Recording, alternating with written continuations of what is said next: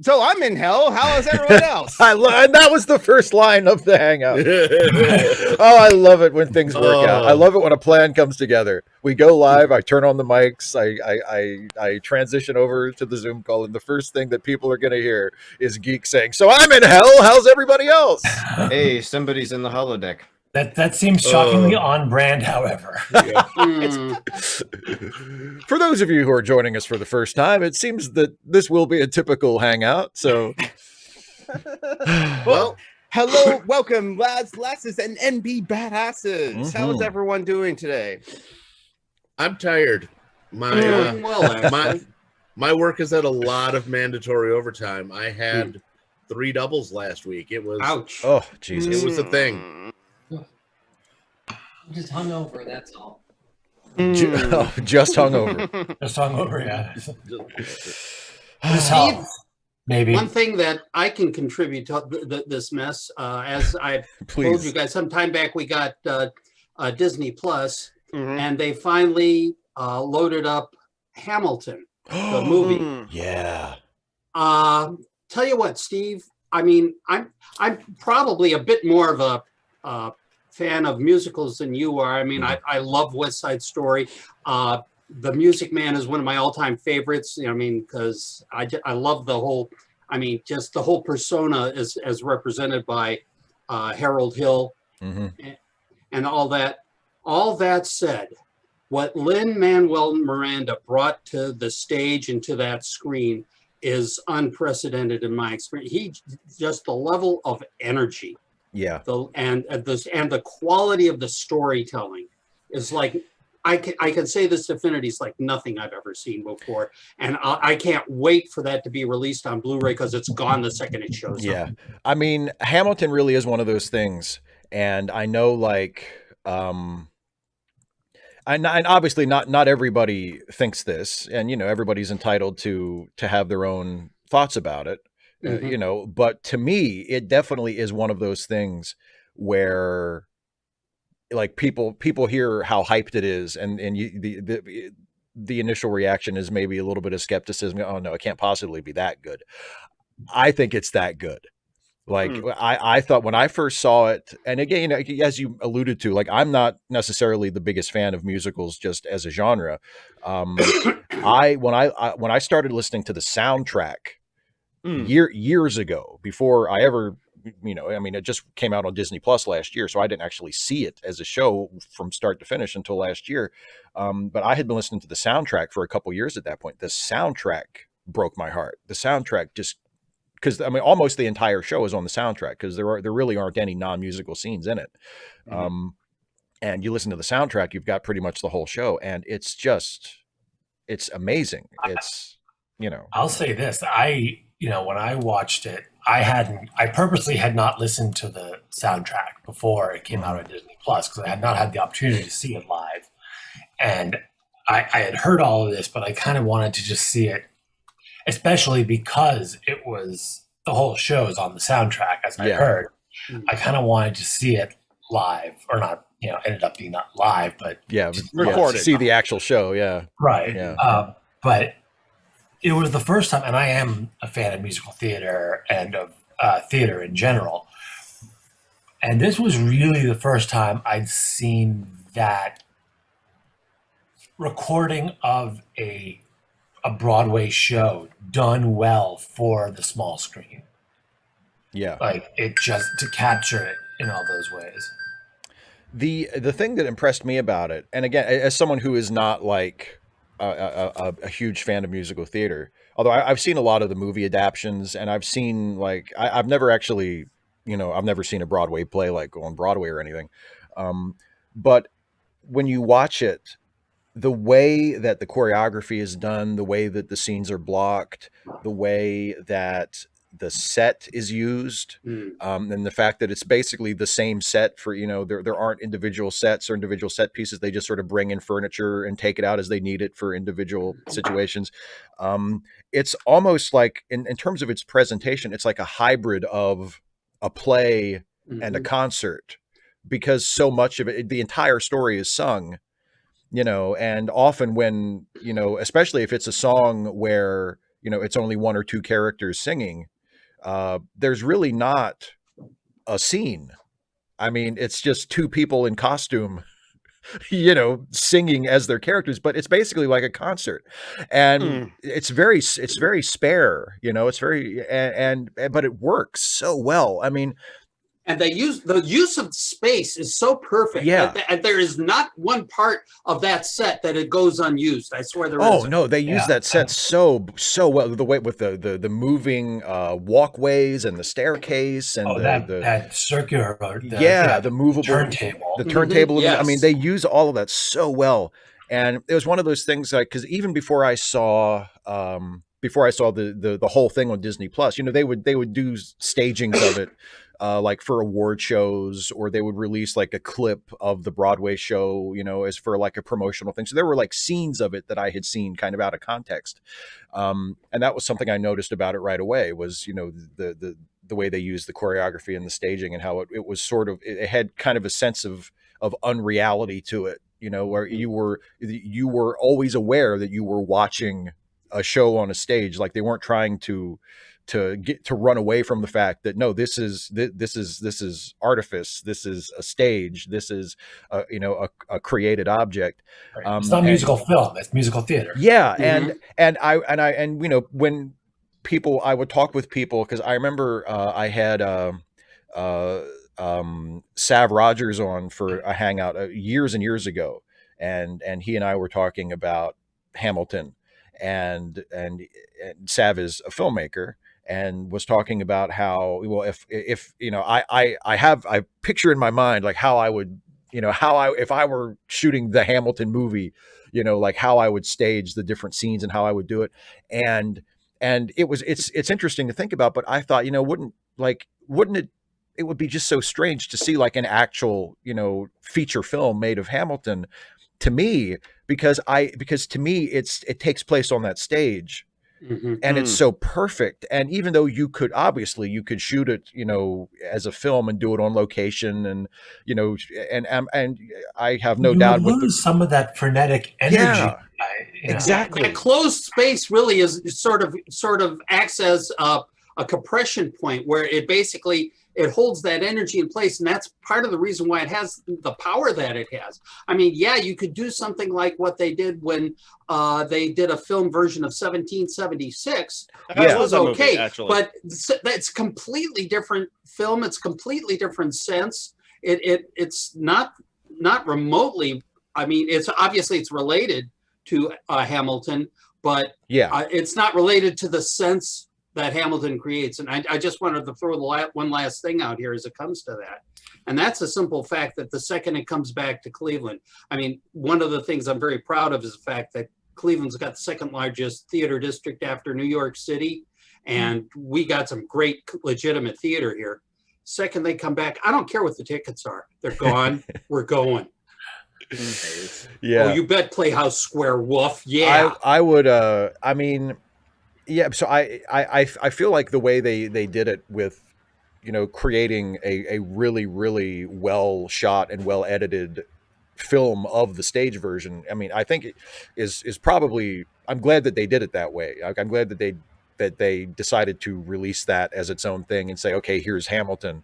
And they did it in such a way that they filmed two different live shows, and then a third one where they did like close-ups. Exactly. Yeah, I think that's they filmed they filmed the complete show start to finish twice, and then they went back and did like pickups of individual songs so they could have the camera on stage and B-rolls and cross edits. Yeah, and it's seamless. I mean, it's really well done. But yeah, I'm sort of peeking at the live chat. Radical Bacon mentioned the In the Heights movie, and I watched that too. The In the Heights movie is on HBO Max. How is that? It's really good. I mean, I wouldn't put it in the same category as Hamilton. I didn't think it was like a life-changing, like transcendent thing or anything, but it's really well done. And it is like a proper movie. It's not just a film stage version. And it's really well done. And there are a couple of the musical numbers in it that are just beautiful, that are just with this, not just the music, but the way it's staged, the way it's shot, are just stunning. And so I would highly recommend it. I really, really enjoyed it.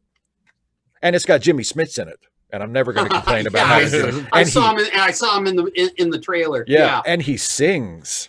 I don't know that I've ever heard Jimmy Smith sing. He's not bad. I mean, he doesn't have like a big number. He just has, I think he has a couple of lines in like the big opening number and maybe a little bit here. He doesn't, there's not like a big Jimmy Smith song, but he's okay. You know what I mean? I don't think I read a piece about him in the New York Times like last week. They interviewed him and apparently he didn't have like a musical theater background at all.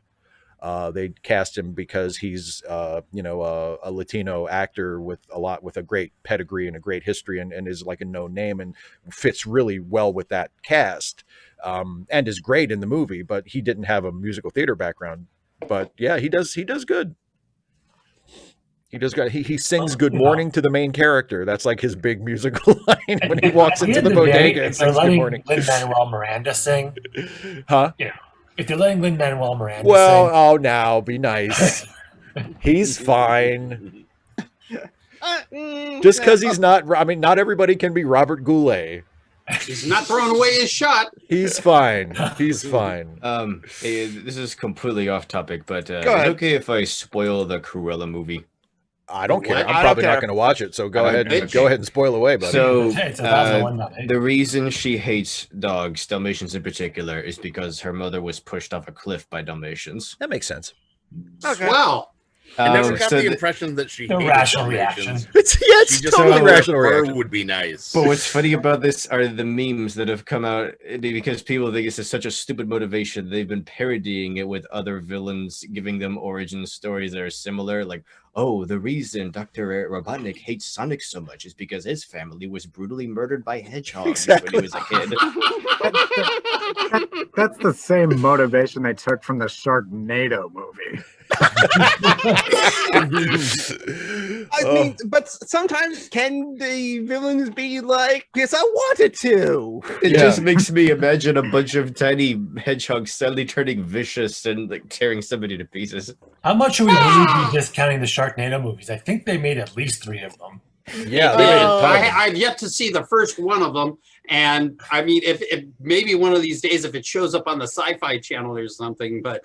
I think that's where it is, isn't it? Yeah. I think it was the Sci-Fi Channel original movie theater, a Sci-Fi Channel original movie. Yeah, exactly, a Sci-Fi Channel. I've only seen the first one, and that would the first one was good enough for me. But I mean, the first Sharknado is a pretty decent example of something that it was made to be bad on purpose, but it actually works. Like usually that doesn't work. Usually, like a so bad it's good movie has to be an accident. Kind of like a sharks on a plane kind of thing. Yes, sharks on a plane. I am sick, tired of these motherfucking sharks on this motherfucking plane. Who put sharks on this plane? How did you even fit a shark on a plane? Did I say shark and snakes? I know. Hey, but same sort of thing. But snakes on a plane is another one where it's like, this sucks. We should make this shitty on purpose, and then it'll be amazing. And and it worked. But usually it has to be an accident. Yeah, like The Room or like Troll 2. And so I got the Wikipedia open. There are just as many Sharknado movies as there are Highlander movies, 6. Wow. I didn't even know there were 6 Highlander movies. Yes, there are 6 Highlander movies. I could only think of 3. Because there was then the 4th Highlander. Wait, I just caught up to that. What? Yeah. 6? Yes, there's 6. So there's the 3 that like Steve knows about. The 3rd one's okay. Dimensions. That's the one with Mario Van Peebles. That was the last one I remember. Yeah. So there was like the 4th Highlander movie, Endgame, where they tried to bridge the TV series and the movie series. Oh no, that's right. I do remember that one now. I'd forgotten about that one. Yeah, because I used to watch the TV show. I enjoyed the TV show. I used to watch it too. It had like a new immortal each month, which means that the show will continue on forever with all these like possible immortals. Who knows? But then there was another Sci-Fi Channel original movie, a Sci-Fi Channel movie. This was actually before they were the Sci-Fi, but like Highlander the Source was supposed to be the final Highlander movie, and it's kind of is because there was also the second TV show called Raven, which I never knew existed. Yeah, I completely missed that one. but I did remember the cartoon show of Highlander with Quentin MacLeod. Ooh, I get it. The reason Kraven the Hunter keeps hunting Spider-Man is because his mother was killed by a spider. Perfect. But Exactly. The sixth Highlander movie is anime directed by Yoshiaki Kawajiri, the same director as Ninja Scroll, Demon Studio Syndicate, and Wicked City. And actually, it's okay. It's pretty good. So it's just like, it's another Highlander movie, and how it's connected to the rest of it, I don't know. I don't care. It was fun to watch. But like, this whole thing started, I honestly thought maybe you were just counting all the different cuts of Highlander 2 as different. Oh God, yes. What? Like there was like 3. Just give up. Highlander 2 is not good. Just give up. Yeah, I was gonna say my general rule on how many good Highlander movies is there can be only one. But I'm saying, you know, If Sean Connery's not in it, get the hell out of here. Oh, he was in the second one. Was Sean he in the second Connery as a flamboyant Spaniard. No, he's Egyptian, not a Spaniard. Oh, that's right. That's right. You know, with a Scottish that, accent. you know, 2 series that have had basically the same journey. Of all things I could possibly compare, Terminator and the Transformers movies. Oh yeah, because they had a very similar trajectory. You know, they both started out with a movie that was, you know, all right, and from there, you know, like, I mean, Terminator had a couple of good movies before it started kind of going downhill. Yeah. But the point is, T2 was pretty good. yeah. the point is it was really good. Point is they start to unwind over time. And by the time you get to the 5th movie, people were saying, oh, this is awful, this is terrible, this is trash. And you know, the series is dead. And then they release a 6th movie that's actually pretty good, you know, Bumblebee and Dark Fate. But by that point, hardly anyone showed up to watch them because that bridge had been burned too many times. Yeah, I haven't watched anything past the second Transformers movie. Yeah, I watched the second one, and that was about it. So I watched the first one because of the for our podcast, and I was like, I'm good. Here's the thing that you know. I didn't watch the second one by choice, Steve. Oh, here's the thing you that were needs to forced be into it. Here's the thing that needs to be understood. The Bumblebee movie is nothing like the other Transformers movies. Because the others genuinely were made by the others were made by somebody who hates Transformers, Michael Bay. He was offended when they first approached him about the idea of directing it. He's like, oh, this is too low for my talents. And throughout all those movies, you can just see it's dripping with this condescension every time he shows like the sexy cars that don't transform, or you know, that babes, sweet or the military. studio money solves your issues. He's basically screaming to the audience, why the fuck do you like Transformers?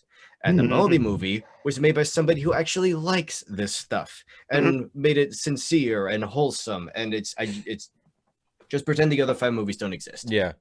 By the way, what a perfect what a perfect encapsulation of Michael Bay, that the guy who directed The Rock and Armageddon thinks he's above making a Transformers movie. Oh, please. Like, who are you? Are you Jean-Luc Godard? Who do you think you are? You make Well, some of us don't want to close our eyes, Steve. you don't want to fall asleep?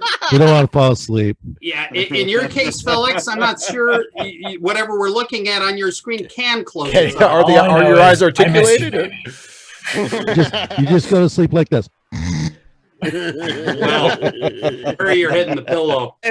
But believe it or not, I have seen someone. I actually took a video of it. I didn't draw like anything inappropriate on his face though, because I'm his friend and stuff like that. But no, his eyelids were sort of closed, but it looks like his eyes are open. And it's not until he starts snoring do you know, oh, he's asleep. How frightening!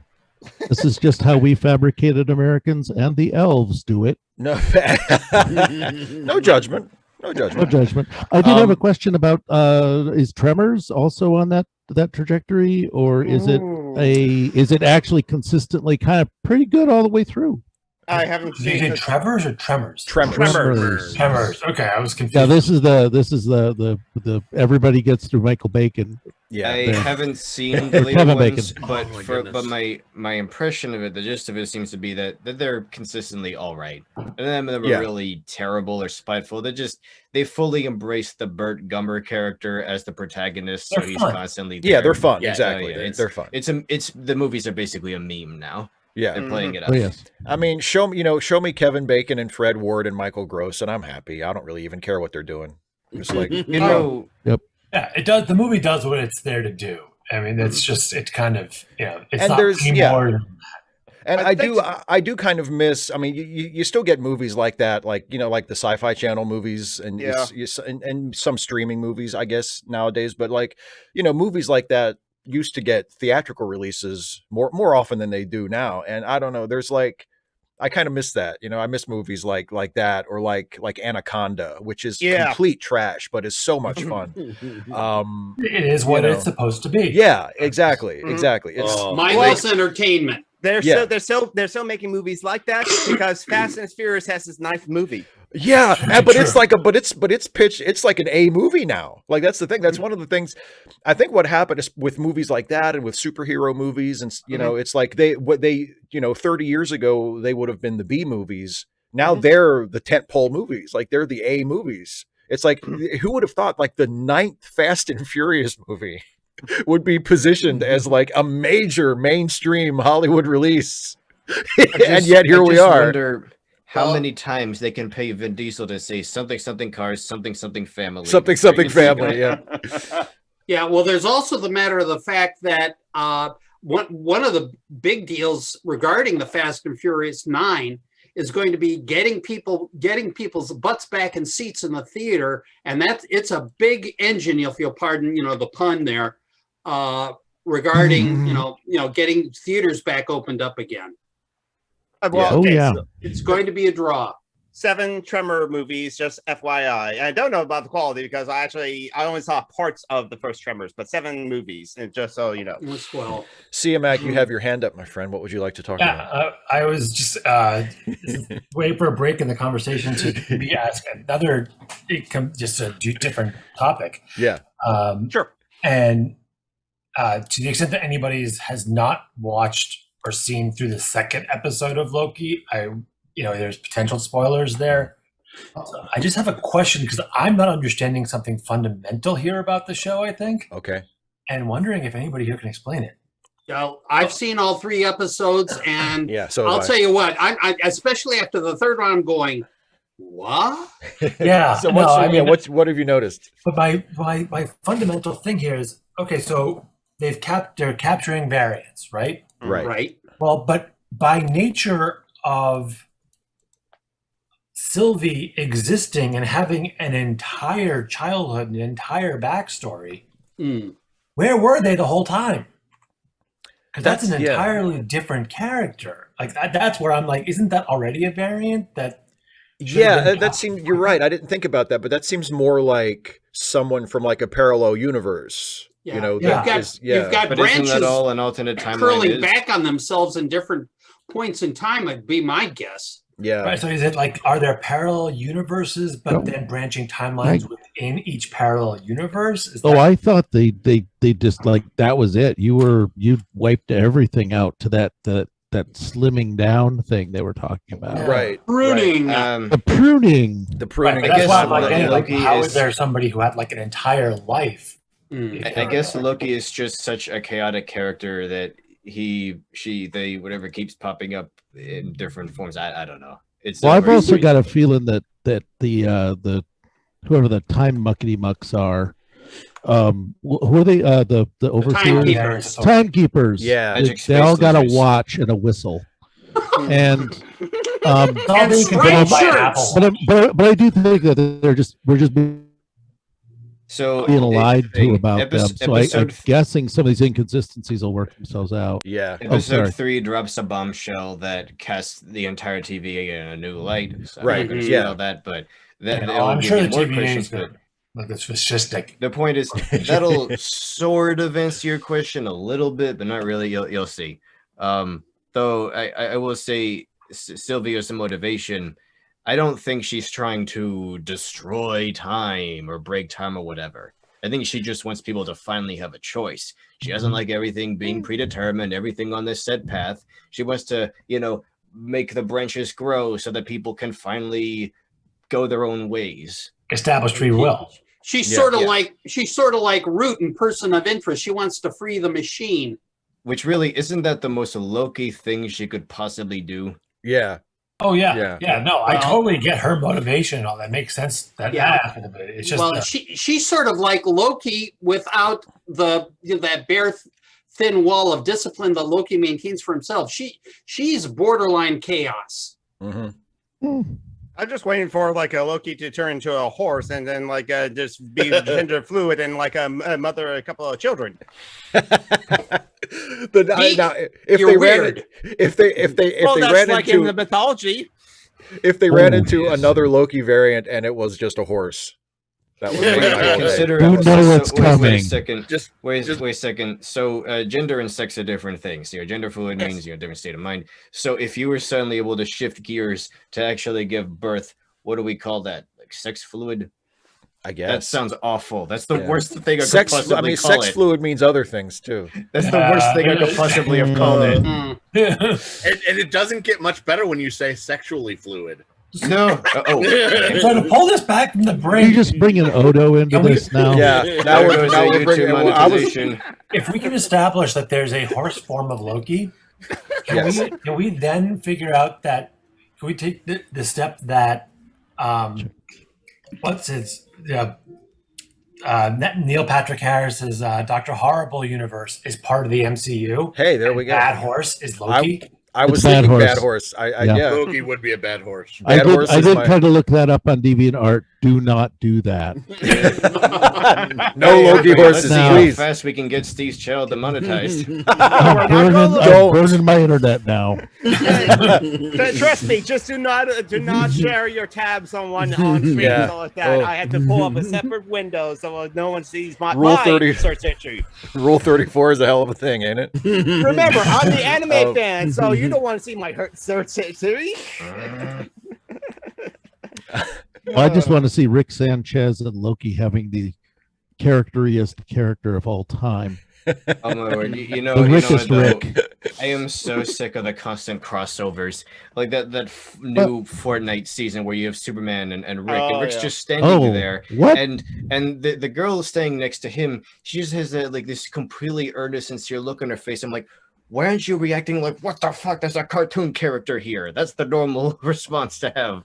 But she's just completely accepted that Rick Sanchez is there. I'm like, once Superman shows up, whatever.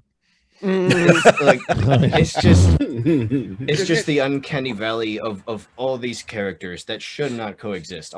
And so many things are doing it now. You know, the Space Jam movie. There's already all right. And keep in mind too, it started a long time ago with Gene Kelly and the Mouse. Yeah. You know, my point is, they did a dance number together. Everything is just one giant brand now. It's all this slop to see how many franchises we can fit on screen at once. Nick, why do you hate Legos? Wow, to me, the Legos like have done this massive thing. That's a cheap shot, but they do it well. That's they do it pretty well. I mean, the Lego movies had multiple brands, but they mostly keep the storylines of each line separate. So we didn't do so many licenses now. I want to see more original stuff. Mm-hmm. I do want to share for those who are watching this, not those of us who are just on the Zoom chat here, but those who are watching online. Wait, there's others watching? Wait, what? I know, shocking. Yeah, you're all going to lose your job. There are several people in the chat who I won't call out because I don't want to embarrass them, but they are contributing some fantastic chats into the private Zoom chat, and I would encourage them to speak up if they haven't yet. But I'm not going to call out anybody individually. I would concur with that. Yeah. Well, some people just like to be like silent and just be like in the background, as it were. I do. Public speaking. I do like, because I had the thought of this when Nick started talking about the all the different brands being thrown together into the same thing and all the crossovers. I thought of the Tommy Westfall universe too. That was one of the comments in our private chat. The Tommy Westfall TV universe is one of my favorite fan theory. I'm usually not a big. I don't spend a lot of time reading about or thinking about like fanon and fan theories and stuff. I'm not drawn to that generally, but the Tommy Westfall thing is just brilliant and is so interesting and so much fun to just get lost in, because it's like this grand unifying theory of mostly TV, but of all kinds of fictional universes that ties everything together and makes it seem like everything all takes place in the same world. The unified field theory of TV, huh?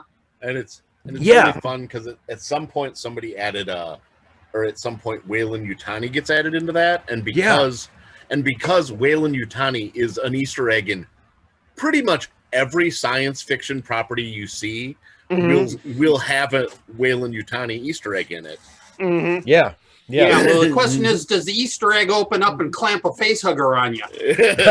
Well, that's an important thing. And wasn't it the I forget the name of it now, but the fictional cigarette brand that is present in a bunch of different TV shows that is used as one of the threads to tie a bunch of things together, like even things that didn't have, that never had a direct crossover or never made a direct reference, like through dialogue or something, but you'll see in the background, you'll see like the same brand of fictional cigarettes being used on this show and this show and this show. It's like, aha. Ian put it in the chat. It's Morley. More, yes, more, because the cigarette smoking man in the X-Files smoke Morley's. Yeah, the Dead Space games have something like that. There's this weird brand called Peng, and it's like, hey, there's always Peng, or I love my Peng, but you never see what the product actually is.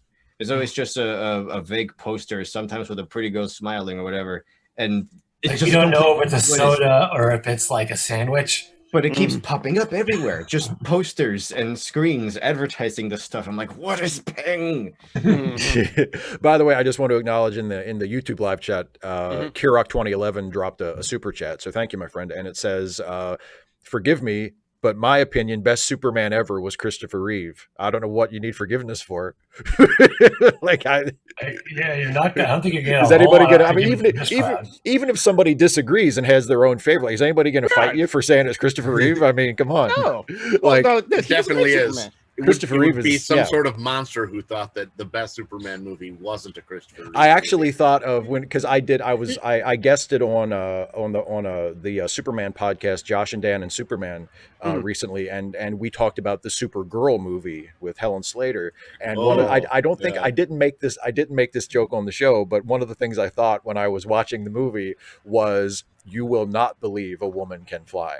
Because like it just doesn't work. But yeah, of course, Christopher Reeve. It's difficult to choose someone other than Christopher Reeve. I mean, he's just, I don't know if there's ever been an actor, certainly never an actor who has played a superhero role who seemed more naturally suited to that part. He just, also, I mean, he was the best Clark Kent. Oh yeah. I think I read an article or something that said, you cast Clark Kent, you don't cast Superman. Yeah. That was their philosophy when they cast him anyway. He was such a good Clark. He was such a good Clark that, I mean, and he played Clark in a way that no other live actor had quite done it yet, because George Reeves didn't play Clark that way. In fact, George Reeves played Clark as so competent that when the other characters would talk about Clark as though he were some kind of coward, you'd be like, really? He doesn't seem that way. Clark on the George Reeves Adventures of Superman, Clark was, I mean, he was kind of a hard-nosed, serious reporter guy. And then, all of a sudden he'd have to come up with an excuse for why he wasn't there when Superman was there. And he'd say, oh, I heard a loud noise, Lois, and I ran away. I guess I was frightened. Really? Come on, Clark. That's nobody's buying that. There was an amazing scene in the comics, specifically comics based on the 1990s Superman animated series. And there was a guy who I don't remember what his name was, but his whole gimmick was that he could impersonate anybody. His masks were immaculate. You couldn't detect him through things like speech patterns or even X-rays. So even Superman had no way really to find out who this guy was, except the guy was sitting in an audience dressed up as Clark Kent. That was the only reason Superman saw him. He's like, hey, that's beautiful. So he's like, would the guy dressed up as Clark Kent step up? And he's like, how did you know? That's amazing. That's so great. And to respond to somebody in the private chat, there was Ian. I do think that Henry Cavill was appropriately cast as potentially as Superman. Yeah, Clark maybe not so much, but he's a good actor. The problem was not him. No, the problem was the writing. If Henry Cavill got script, if Henry Cavill got to play Superman in a movie written by people who didn't hate Superman, I think he would be a fine Superman. I mean, he was pretty good in The Man from U.N.C.L.E. Yeah, he's a good actor. He looks the part. And I The think Witcher. he would be a fine Superman. Yeah. I mean, admittedly, The Witcher was a bit more like the Superman that Zack Snyder directed. Here's the thing, though. I don't understand why Hollywood keeps doing this. Why like Warner Brothers and Paramount, between like Michael Bay and Zack Snyder, why do they keep hiring people to direct these things that they hate? What do they think is going to happen that is going to turn out better? Well, it's so dumb to me. Yeah, it feels like they're leaning into that, edgy thing. And they've mistaken. I think. Well, I mean, you suffered through this whole MCU thing, Steve. So I don't want to bring up PTSD, trigger you about why they mistake edgy for dark and grim and edgy for actual development. And I agree. I am totally over that. I mean, I want to see a 1960s Batman. I said it. No, well, look, unabashed. I would love to see, because we could bring George Clooney back. Go in that direction. If here's the thing, if the jokes in Batman and Robin were actually funny, that would have been a great movie. The problem with I think a lot of people miss the point, at least in my opinion. Like what makes the Joel Schumacher Batman movies so bad is that the jokes are terrible and they're not funny. Yes. It's not the idea of making a funny Batman. That's because the Adam West series did it really, really well. That was close to the comics at the time anyway. Yeah.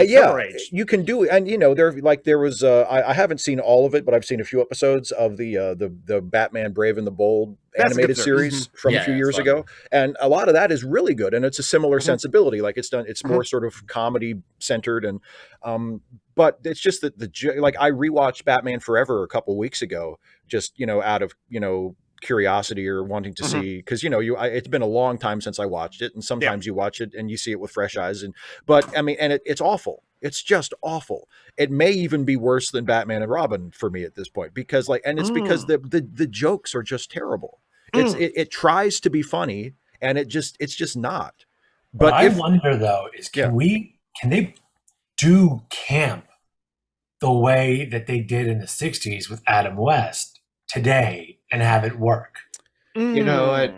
You need the right actor, first of all, and I'm not convinced we've got. I mean, any of the current assemblage is up to the task.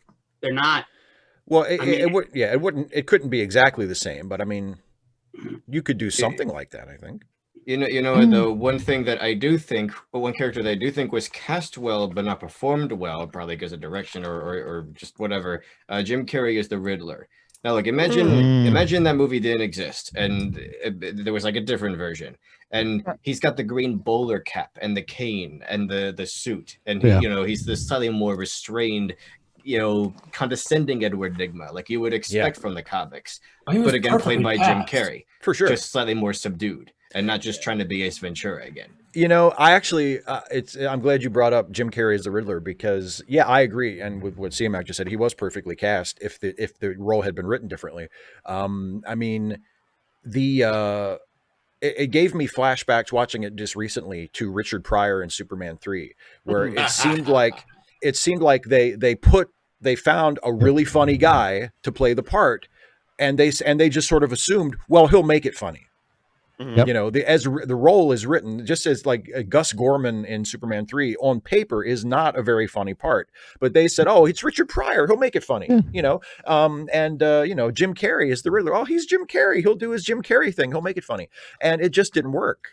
Like, you only have the most brilliant comedian in the world is only as funny as his material. And I mean, yeah, exactly. Also, in a highly produced action film, there's only so much like he can kind of play with. Well, it felt like it was just stunt casting, really. Yeah, exactly. Like, quick, I need somebody. I mean, Christopher Lloyd, clearly not stunt casting for Star Trek.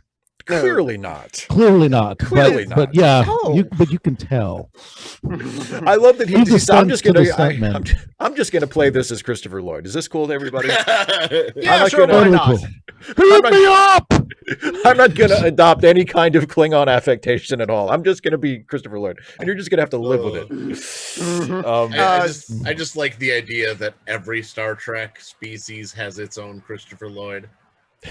And Christopher, I mean, to be fair, Christopher Plummer kind of played it as Christopher Plummer. Oh, too. for sure. Oh, he was Yeah, amazing. yeah. And it was Yeah, brilliant. exactly. He's my favorite, Yeah, one of my never favorite mind the characters fact in that he had the least Klingon physical affectations of anybody who's ever appeared as a Klingon. Yeah. He did Yeah, ask for that, right? He said he didn't want the heavy makeup. He wanted right? less makeup, yeah. You Which I don't hire understand. Christopher Plummer, you get Christopher He's Plummer. exactly.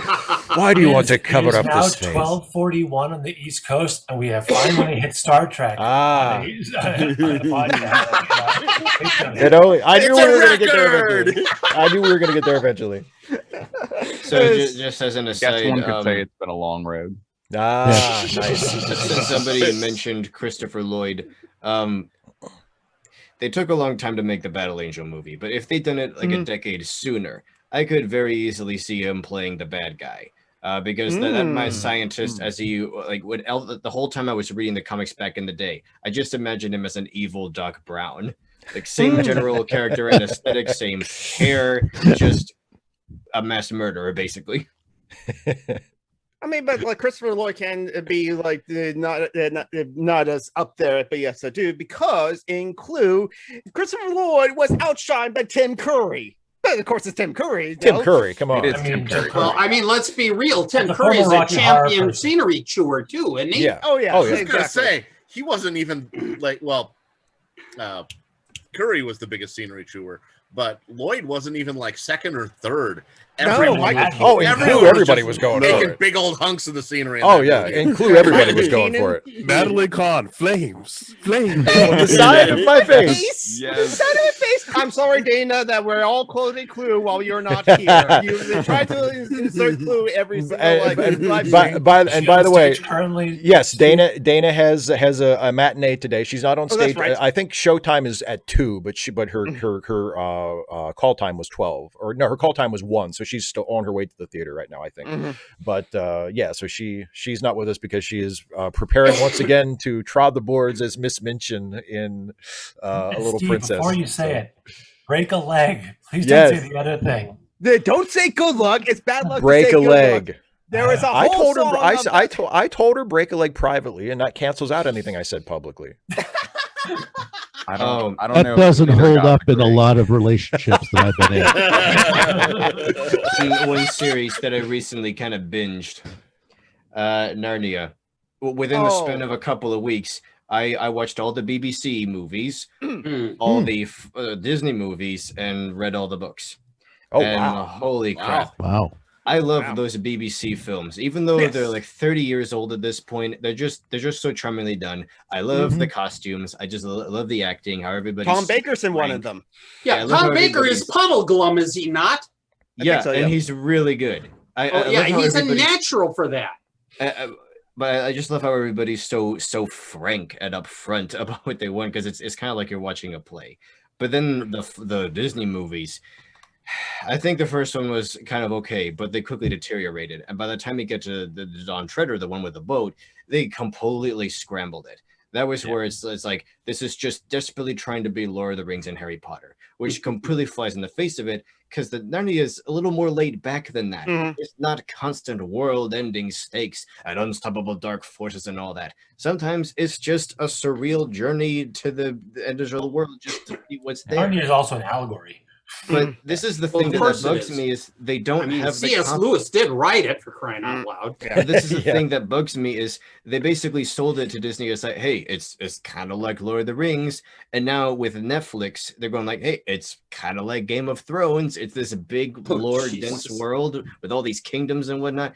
I'm like, why doesn't anybody just like Narnia for being Narnia? Yeah, that's kind of. I mean, that's you know. That's always been sort of a problem, though. I mean, for whatever reason, it just turned out that the people in Hollywood that make the decisions of what to make are the least creative, imaginative people that could possibly have those jobs. So I mean, even like back in the 60s, like that's where the Star Trek being wagon train to the stars comes from. Like that's how Gene Roddenberry pitched it to the executives, because he felt that's a thing they could understand, because Wagon Train was a show that everybody, that was a success. And he was like, you know, it's like this, but it's a slightly different version of this other thing that you already like.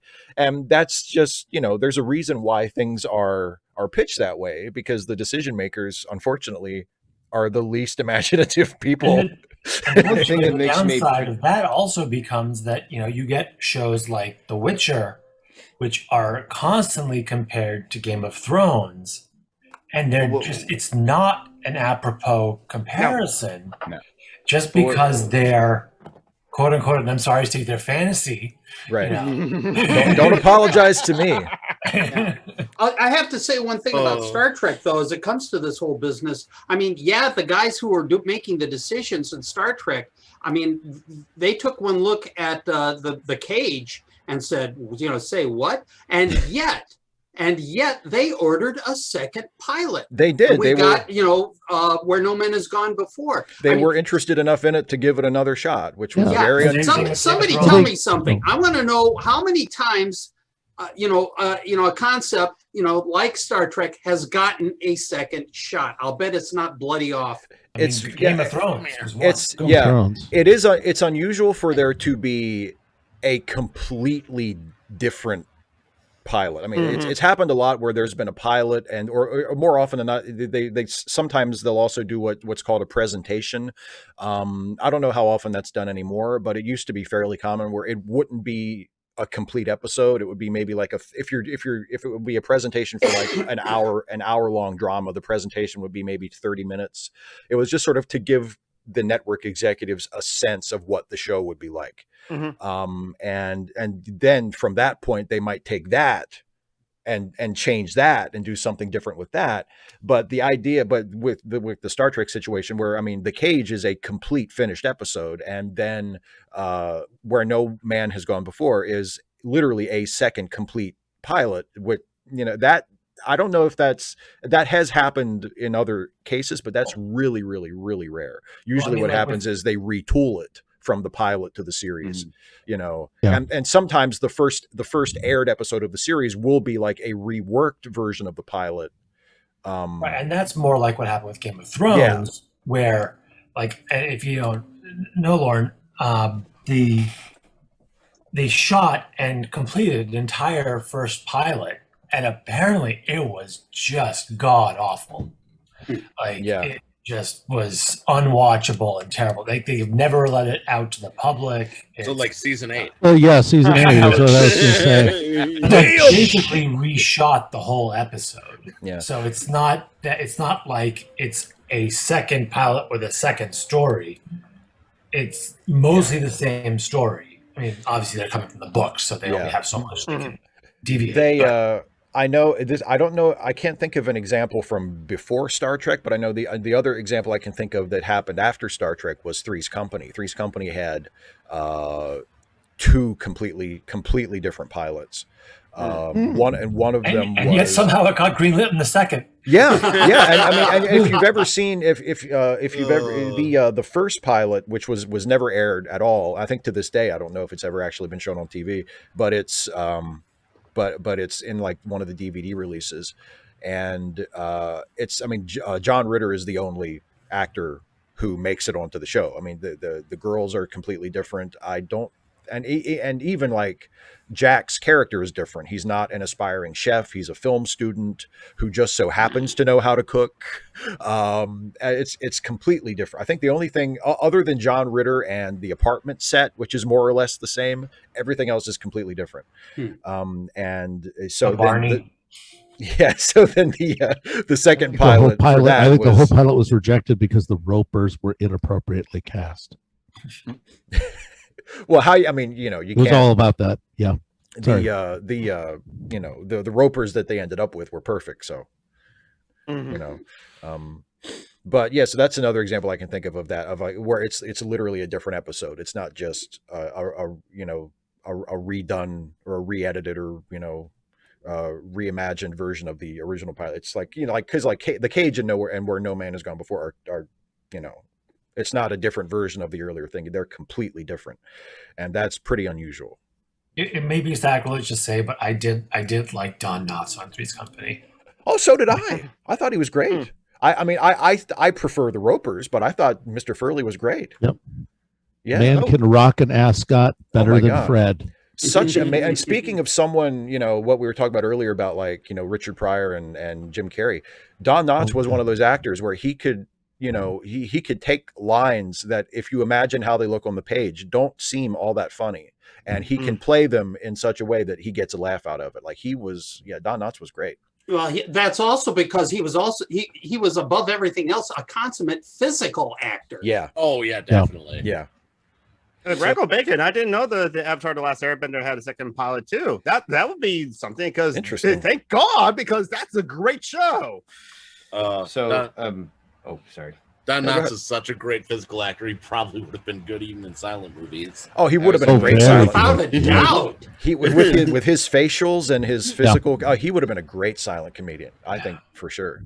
In some ways, he might have even been a better silent comedian than he was, you know, on TV, because the silent format would have toned down a little bit of his excesses. You know, sometimes he went a little too far and got a little too cartoony. But yeah, he was great. So I was away for a few minutes just checking on my chickens. I just need to say, yeah. So everything I was saying about Narnia earlier, it's not so much about the lack of creativity in Hollywood. I just think it's really sad how little this series gets acknowledged, because people generally see it as the middle child. You know, you got Lord of the Rings on one, and you got Harry Potter because that's more recent, and then you've got Narnia, which people think, well, that's like the baby version because it's got Santa Claus and a talking lion and all that. When this is such a charming series, because 1 minute it'll have me say something like emergency meeting of the Parliament of Owls, or then she said, or then she said the deplorable word and everybody in the world died. It's such a creative series, and I just wish people could, I don't know, I wish it didn't go so overlooked. The impression I never watched any of the, I don't think I ever even saw any of the BBC movies. Like I was never into Narnia, but the impression I got with the Disney movies was that the studio expected it to be a bigger hit than it was, and they just kind of lost interest. Yeah. I mean, one of the impressive things about especially the Harry Potter movies, but also to a degree the Lord of the Rings movies as well, at least in terms of like the studio's involvement in it, was that they remained committed to it from beginning to end. You know, like the Harry Potter series was 8 movies. It should have been 7, but they made 8. And that's like a long-term commitment for the studio. And even though all of those movies were really successful, even so, like, you know, the studio, Hollywood studio is not particularly known for their ability to plan ahead or execute long-term strategies, you know. MCU notwithstanding. MCU and MCU is mostly a Disney thing, so credit where credit is due. But I mean, you know, they it seems like with the Narnia movies, they just kind of got bored with it and lost that commitment. They were just like, oh, we're not doing all these. No, we're not doing all these movies. I'd be interested in checking to see who was doing the screenplays for the Narnia movies, because it was the same guy for all 8 of the Harry Potter movies, was it not? No, it switched. It wasn't the same writer for all 8, but it was. But there, I think, eventually for the last 4, it was the same director. Did like the last 5. Yeah, the last 4 or 5 were the same director, and the screenplays were written. There were different screenwriters, but there was. I mean, it wasn't. There was a lot of repetition there too. Like there was a lot of consistency in the creative teams. Yeah, which I think because the overall art the first 2 movies were directed by Chris Columbus. And then you had the third movie is named The Gentleman Escapes. Alfonso Cuarón. Thank you. Yeah. The point is, eventually David Yates took over. David Yates took over with the 5th one, because the 4th one was who directed Goblet of Fire? Yeah, was it? Oh fuck. I can't, but the Goblet of Fire was another. It was like a one-off. He only directed the one. The one where we don't get to see the Quidditch World Cup or the Third Task, or Well, you have to cut something out of a movie to make it into a movie length. That's the word. Because Steve will talk about his hatred of like long 2.5-hour movies. That's the word. So go ahead. Here's the thing, though. Mike Newell. It's Like it just bugs me that they kept trying to make it huge and epic. Like they don't know how to just make small stories, because that to me is the charm of Narnia. That's what sets it apart from these other fantasy worlds. Is that even though we open with the whole world being stuck in a seemingly permanent ice age, it's still a smaller story, and it doesn't take itself quite so serious. Seriously. Most of the characters are silly. They got goofy like fairy tale personalities. And if anything, Steve, I think if you just sat down with the books, I think you would enjoy them a good deal more than these other stories, because it plays out like a comedy half the time. It's just so charming. Well, I think that's also that was what made Lord of the Rings really great. It wasn't, like, welcome to Gondor. Here is our 20 minutes of beauty shots. It was a small story. It was like two guys and Gollum, and that was it. That's all you needed to tell this really great story. And I think that is the missing charm. That sounds like that sounds like my sacrilegious opinion about the Lord of the Rings movies, which was that it should have been 1 2-hour movie about Frodo and Sam and Gollum trying to get the ring. I cannot imagine, as somebody who did really love and watches regularly the extended editions of the Lord of the Rings series, I can't imagine your horror at what they did with The Hobbit. Well, but I never saw any of it. So, and I thankfully Jason is not a fan of the Hobbit movies either. So we're probably never going to do those for late seating. I think I'm free of Lord of the Rings from now on. But I will say one thing about those movies though. So here's the thing. It has a great start. And people say that, it drags down a little bit. I actually like that they spend so much time with the dinner scene and just us getting to meet the dwarves, who are all goofy in their own way and whatnot. And at first, it seems like it's just going to be that kind of story. Just a merry little jaunt through the countryside into this mountain. But with the second, third parts, it became less and less about the dwarves and more about the whole world being at stake and all these other factions and armies and power plays and political theater and love triangles. I'm like, why couldn't they just keep it small? Hell, even in the first one, when they added the albino goblin that was chasing them or whatever, like it's like, they're adding a big bad guy.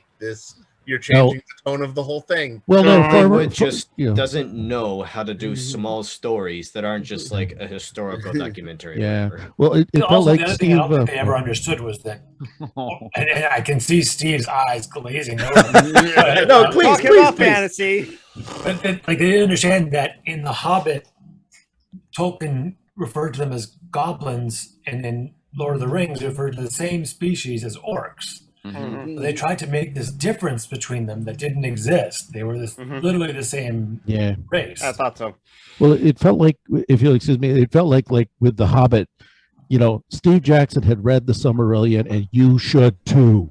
And how dare you throw away all my world building?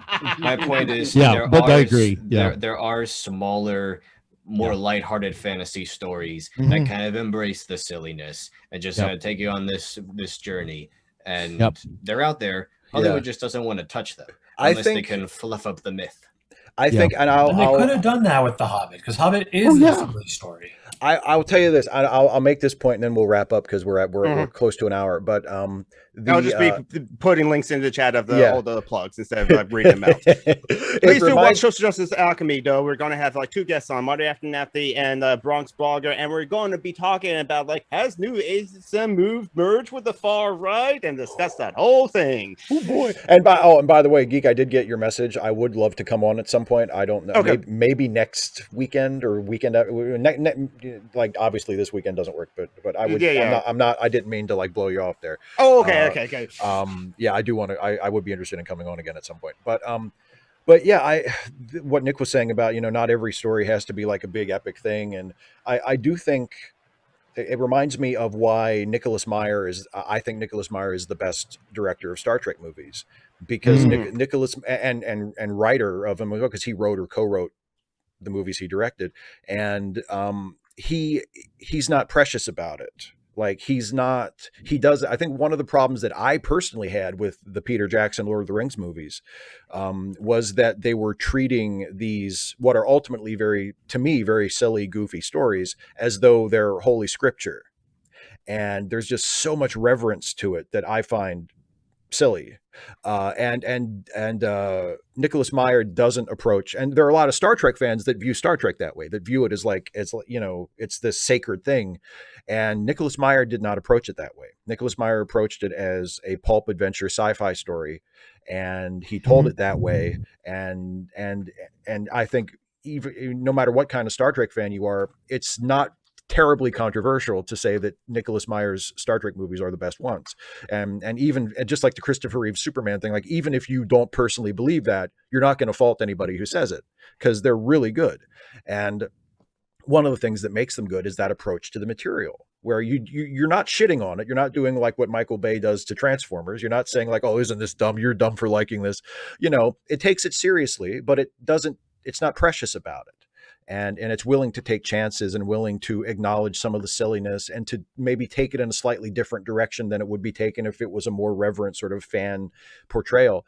And I feel like that's another thing that's lacking, where it sounds like a good idea sometimes to be like, well, get someone, you know, why not get someone who's a fan to make a Star Trek movie or a Star Wars movie or a superhero movie or whatever. But they still have to be able to maintain enough distance from their love of it, you know, to say, what, like, what does this story need? You know, it's not just about fan service. I would argue that the Lord of the Rings, with that, the source material was, I would argue, it was not quite the silly story that you quite described. Yeah, and I've never read it, so I'll take your word for that.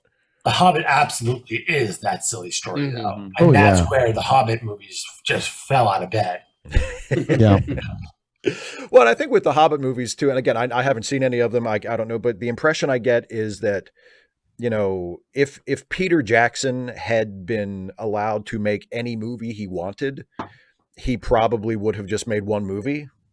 But the studio wanted 3 movies. They wanted a second Lord of the Rings trilogy, and they hired Peter Jackson to do it. They for sure did want 2 movies, but like Garrett, who lives in New Zealand and has friends in the Wellington film industry, according to Garrett, he said it was Peter Jackson's decision to make the 3rd movie. To make the 3rd one. And the part of the reason like that, I know people go with like Lindsay Ellis' video essay, the 3rd one, about like what happened with the film industry and stuff like that. But according to Garrett, Lindsay Ellis was wrong about like the film industry sort of thing.